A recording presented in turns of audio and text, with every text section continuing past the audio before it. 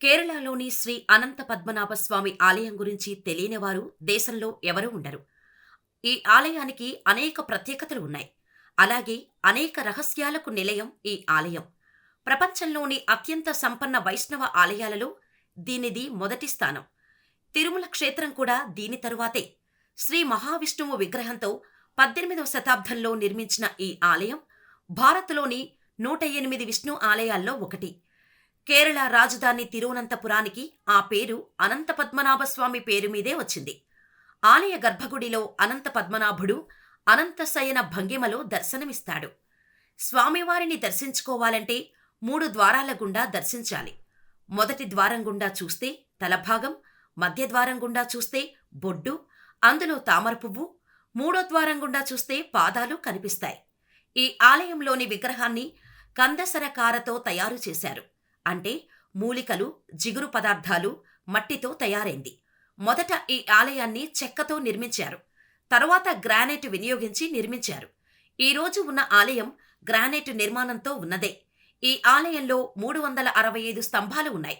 ఒక్కో స్తంభం ఒక్కో రోజును సూచిస్తుంది. ఆలయంలోని ప్రధాన విగ్రహం తయారీ కోసం 12,500 శాలిగ్రామ రాళ్లను నేపాల్లోని గందకీ నది తీరం నుంచి తరలించారు.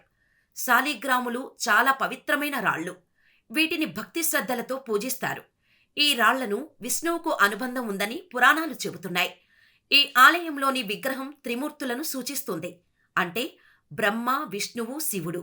పద్మనాభస్వామిని వెతుక్కుంటూ విల్వమంగళతు స్వామియార్ అనే సన్యాసి ప్రపంచాన్ని పర్యటించినట్టు పురాణాలు చెబుతున్నాయి.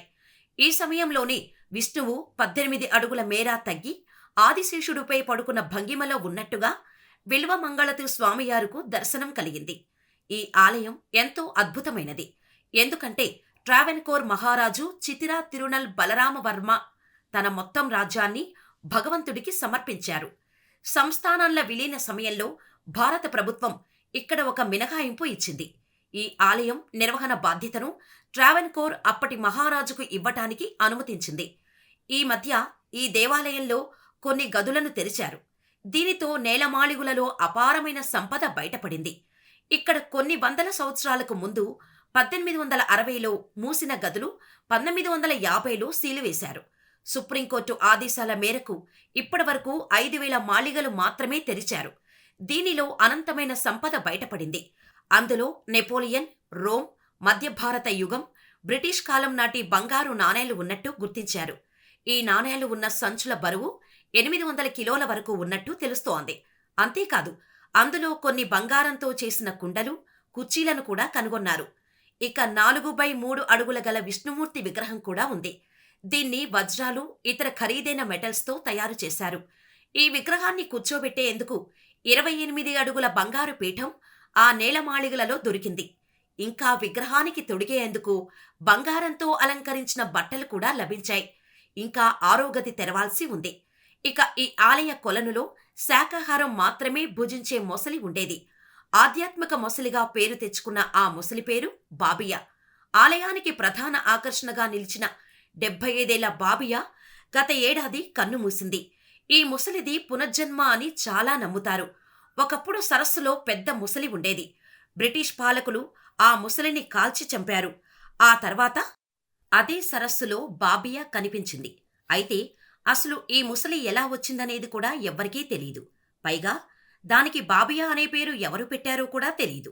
కాని అది ఎప్పుడూ క్రూరంగా ప్రవర్తించలేదు. సరస్సులో ఉండే చేపలను కూడా తినలేదు. భక్తులు ఇచ్చే పండ్లు, పలహారాలు తప్ప మరేవీ తినలేదు.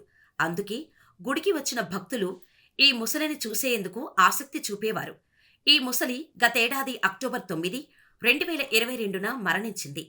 ఇప్పుడీ బాబియా మరణించిన ఏడాది తర్వాత అనంత పద్మనాభస్వామి ఆలయంలో మరోసారి ముసలి ప్రత్యక్షం కావటం అందరినీ ఆశ్చర్యపరుస్తోంది. ఈ ముసలి ఎక్కడ్నుంచి వచ్చింది, ఎలా వచ్చింది అనేది మిస్టరీగా మారింది. ఒక ముసలి చనిపోయిన తర్వాత మరో ముసలి కొలనులో కనిపించటం అనివార్యంగా వస్తోంది. అలా కనిపించిన వాటిలో బాబియా 3వది. తాజాగా కనిపించింది 4వది. అసలు ఈ కొలనులో ఎన్ని ముసళ్ళు ఉన్నాయనే చర్చ నడుస్తోంది.